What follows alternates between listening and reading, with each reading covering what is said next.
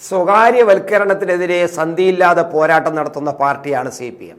ഞാൻ പലപ്പോഴും നിങ്ങളുടെ മുന്നിൽ ഈ അഭിപ്രായം പറഞ്ഞിട്ടുമുണ്ട്. പക്ഷേ നമ്മുടെ വിമാനത്താവളം അതിൻ്റെ ചുമതല, അതിൻ്റെ പ്രവർത്തന ചുമതല അദാനിക്ക് കൊടുത്തപ്പോൾ അതിശക്തമായിട്ട് അതിനെതിരെ രംഗത്ത് വന്ന ഒരു ഗവൺമെൻറ്റാണ് കേരളത്തിലുള്ളത്.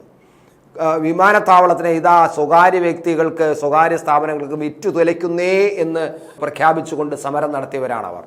അങ്ങനെ സ്വകാര്യതയ്ക്കുള്ള ഇപ്പോൾ KCB സ്വകാര്യവൽക്കരണത്തിനെ കുറിച്ച് ചർച്ച വരുമ്പോൾ എടുത്തു ചാടി അതിനെ എതിർക്കുന്ന ഒരു ഗവൺമെൻറ്റും പാർട്ടിയുമാണ് ഈ ഉള്ളത്. KCB എന്ന് പറയുന്നത് പൊതുമേഖലാ സ്ഥാപനമായിട്ട് തന്നെ തുടരണം, അതൊരിക്കലും പാടില്ല എന്നൊക്കെ പറയാണ്. KSRTC ഒരു പൊതുമേഖലാ സ്ഥാപനമായിട്ട് തുടരണം എന്ന് പറയുകയും അതോടൊപ്പം തന്നെ രഹസ്യമായിട്ടൊരു കമ്പനി രൂപീകരിക്കുകയും അതിനെ ഭാവിയിൽ അതൊരു സ്വകാര്യ കമ്പനിയായിട്ട് മാറ്റാൻ സ്വിഫ്റ്റ് എന്ന് പറയുന്ന KSRTC നിൽക്കുമ്പോൾ തന്നെ സ്വിഫ്റ്റ് എന്ന് പറയുന്ന ഒരു പ്രൈവറ്റ് കമ്പനിയുടെ മോഡലിലുള്ള ഒരു കമ്പനി രൂപീകരിക്കുകയും ചെയ്തിരിക്കുന്നു. സ്വാഭാവികമായിട്ടും നാളെ അത് ഒരു സ്വകാര്യ കമ്പനിയായിട്ട് മാറുന്നതിൽ യാതൊരു മാറ്റവും ഉണ്ടാവില്ല. അതുണ്ടാകും. ആ തരത്തിലാണ് ആ സ്വിഫ്റ്റിൻ്റെ സ്ട്രക്ചർ തയ്യാറാക്കിയിരിക്കുന്നത്.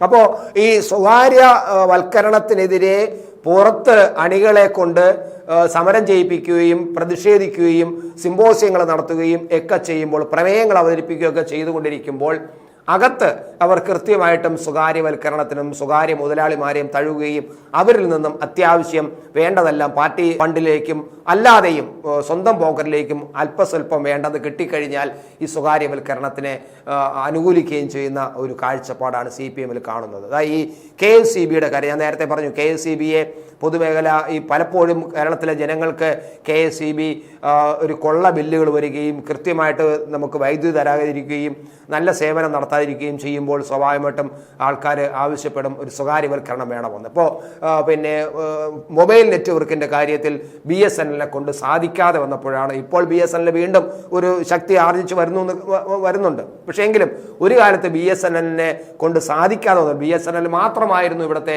ഒരു കുത്തക പോലെ നിന്നിരുന്ന ഒരു കമ്മ്യൂണിക്കേഷൻ രംഗത്ത്, അതായത് ഫോൺ പ്രവർത്തനത്തിൽ ലാൻഡ് ഫോണുകളായിരുന്നാലും ലാൻഡ് ഫോണുകൾ BSNL മാത്രമേ ഉണ്ടായിരുന്നുള്ളൂ. മൊബൈൽ ഫോണുകൾ BSNL മൊബൈൽ ഫോണാണ് ഏറ്റവും അധികം ജനകീയമായി ആദ്യം വന്നത്. സിമ്മൊക്കെ വില കുറച്ച് സിം കൊടുക്കുകയും പിന്നെ അവസാനം ഫ്രീ ആയിട്ട് സിം കൊടുക്കുകയും ചെയ്യുന്ന അവസ്ഥയിലേക്ക് BSNL വന്നു. പക്ഷേ നേരെ ചെവി അവർക്ക് നെറ്റ്വർക്ക് നേരെ നടത്താൻ കഴിയാവുന്നപ്പോൾ ജനങ്ങൾ പറഞ്ഞു BSNLോട് ഞങ്ങൾക്ക് സ്നേഹമുണ്ട്, പക്ഷേ ഞങ്ങൾക്ക് അത്യാവശ്യം നെറ്റ്വർക്ക് വേണം, അതുകൊണ്ട് സ്വകാര്യവൽക്കരണം വരട്ടെ എന്ന് പറഞ്ഞാണ് അവസാനം റിലയൻസും അതുപോലെ മറ്റ് പല കമ്പനികളും, എയർടെൽ അങ്ങനെയുള്ള കമ്പനികൾ വരികയും ചെയ്ത് ആൾക്കാർ അതിനെ വളരെ പെട്ടെന്ന് സ്വീകരിക്കുകയും ചെയ്തു. കാരണം ജനങ്ങൾക്ക് ഇപ്പോൾ അവരുടെ സൗകര്യങ്ങളാണ് ഏറ്റവും വലുത്. അപ്പോൾ അന്ന് ആ സ്വകാര്യവൽക്കരണത്തിനെ എതിർത്തെങ്കിൽ പോലും, പക്ഷേ സഖാക്കൾ എല്ലാവരും എതിർത്തവർ പോലും ഇപ്പോൾ റിലയൻസും കൊണ്ടാണ് 2-3 സിമ്മ് കൊണ്ടാണ് നടക്കുന്നത്. അതവിടെ ഇരുന്നോട്ടെ. അപ്പോൾ KSCBക്ക് ഈ സ്വകാര്യവൽക്കരണം ശരിയല്ല എന്ന് ഏറ്റവും അധികം സംസാരിക്കുന്നവരാണ്. പക്ഷേ KSCBയിൽ ഇപ്പോൾ ഒരു കമ്പനിക്ക്, കാർബറാണ്ടം കമ്പനിക്ക് നമ്മുടെ മണ്ണിൽ നിന്ന്, നമ്മുടെ മണിയാറിൽ നിന്നും വെള്ളമെടുത്ത് വൈദ്യുതി ഉണ്ടാക്കാൻ, അതും എല്ലാ ദിവസവും, അതായത് 24 hours ഇൻ 36, അതായത് 365 ദിവസങ്ങളും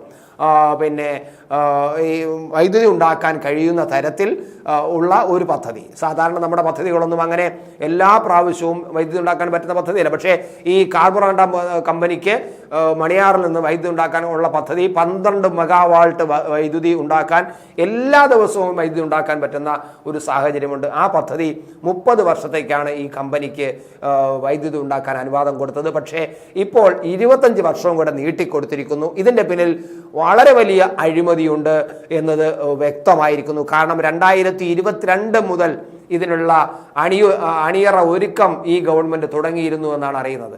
ഇപ്പോൾ 25 വർഷം നീട്ടിക്കൊടുത്തത് നമ്മുടെ മന്ത്രിസഭ അറിഞ്ഞിട്ടില്ല കേട്ടോ. അതും കൂടെ നമ്മളെ ജനങ്ങൾ, പ്രേക്ഷകർ മനസ്സിലാക്കണം. ഈ ഒരു സ്വകാര്യ കമ്പനിക്ക് KSCBയിൽ വൈദ്യുതി ഉണ്ടാക്കാനുള്ള അനുവാദം 25 വർഷത്തേക്കും കൂടെ നീട്ടിക്കൊടുത്ത് അതിനുള്ള അനുവാദം കൊടുത്ത് 30 വർഷമായിരുന്നു. ഇനിയിപ്പോൾ 25 വർഷം, കാരണം മൊത്തം 55 വർഷമാവും. പിന്നെ അവരുടെ കയ്യിലാവും. എന്തായാലും അങ്ങനെ കൊടുത്തപ്പോൾ നമ്മുടെ മന്ത്രിസഭ വെറും നോക്കുകുത്തിയായിട്ടിരിക്കുന്നു. ഇടതുമുന്നണിയും നോക്കുകുത്തിയായിട്ടിരിക്കുന്നു. ഇടതുമുന്നണിക്കും അതിൽ ഒന്നും അറിഞ്ഞിട്ടില്ല. ഇത്രയും നയപരമായ ഒരു തീരുമാനം, പ്രത്യേകിച്ച് ഒരു കമ്പനിക്ക് കരാർ നീട്ടിക്കൊടുക്കുന്ന തീരുമാനമാണ്. അവിടെ ഇടതുമുന്നണിയും അറിഞ്ഞിട്ടില്ല, മന്ത്രിസഭ അറിഞ്ഞിട്ടില്ല. ഇത് മുഖ്യമന്ത്രി പിണറായി വിജയനും വ്യവസായ വകുപ്പ് മന്ത്രി രാജീവും കൂടെ ചേർന്നുകൊണ്ട് നടത്തിയ ഒരു ചെറിയ ഡീലിങ്സ് ആണ്. അവർ രണ്ടും കൂടെ അറിഞ്ഞുകൊണ്ട് മാത്രം നടത്തിയ ഡീലിങ്സ് ആണ്. ആ ഡീലിങ്സിന് കളമൊരുക്കിയത് 2 വർഷം മുമ്പ് തന്നെ ഇതിന്റെ കളമൊരുക്കിയിരുന്നു. 2022 ഡിസംബറിൽ കൂടിയ യോഗ, ഡിസംബർ 12-ാം തീയതി മറ്റാണ് കൂടിയ യോഗത്തിൽ ഈ കമ്പനിക്ക് കരാർ നീട്ടിക്കൊടുക്കരുത്, നമുക്ക് വേണം, നമ്മൾ എടുത്തു കഴിഞ്ഞാൽ ഈ പദ്ധതി നമ്മൾ ഏറ്റെടുത്തു കഴിഞ്ഞാൽ, കാരണം BOT വ്യവസ്ഥ അനുസരിച്ചിട്ട് അവരുടെ കാലാവധി കഴിഞ്ഞു കഴിഞ്ഞാൽ നമ്മൾ തിരിച്ച് KSEB ഏറ്റെടുക്കണം, ഗവൺമെന്റ് ഏറ്റെടുക്കണമെന്നാണ് വ്യവസ്ഥ BOT വ്യവസ്ഥയിൽ. അപ്പോൾ 30 വർഷം കഴിയുമ്പോൾ പിന്നെ നമ്മൾ ഏറ്റെടുക്കേണ്ടതാണ്. അങ്ങനെ KSEB പറഞ്ഞു ഒരിക്കലും അവർക്ക് ഇനി കരാർ നീട്ടിക്കൊടുക്കരുത്, അവർ കരാർ നീട്ടി വേണമെന്ന് പറഞ്ഞുള്ള പിന്നെ ഇടപെടലൊക്കെ നടത്തിക്കൊണ്ടിരിക്കുന്നു. പക്ഷേ നീട്ടിക്കൊടുക്കരുത്, അത് നമുക്ക് തിരിച്ചെടുക്കണം. നമ്മൾ 45,000-ഓളം കോടി രൂപയുടെ നഷ്ടത്തിലാണ് ഇപ്പോൾ KSEB പോകുന്നത്.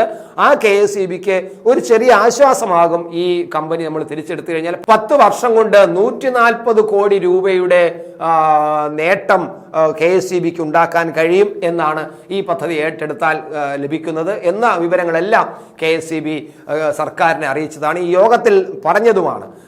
അത് മാത്രമല്ല ചെയർമാനും പിന്നെ ഉദ്യോഗസ്ഥന്മാരുമൊക്കെ ആ നോട്ടുകൾ ഗവൺമെന്റിന് അയച്ചതുമാണ്. പക്ഷേ അതൊന്നും കണ്ട ഭാവം നടത്തില്ല. മുഖ്യമന്ത്രിയും വ്യവസായ മന്ത്രിയും കൂടെ ചേർന്നുകൊണ്ട് ഒരു തന്ത്രപരമായിട്ട് ഒരു ഡീലിങ്സ് നടത്തി ഇതിനെ സ്വകാര്യവൽക്കരിക്കുകയാണ് ഉണ്ടായത്. വീണ്ടും 25 വർഷം കൊടുത്തിരിക്കുന്നു. ഇത് അഴിമതി തന്നെയാണ്. ഈ അഴിമതി നടന്നതിനെ അനുകൂലിച്ചോ പ്രതികൂലിച്ചോ ഇതുവരെയും പാർട്ടി ഒരു നിലപാടും എടുത്തിട്ടില്ല. ഇടതുമുന്നണിയും ഇതുവരെയും ഇതിനെക്കുറിച്ച് ഒരൊറ്റ അക്ഷരം മിണ്ടിയിട്ടില്ല.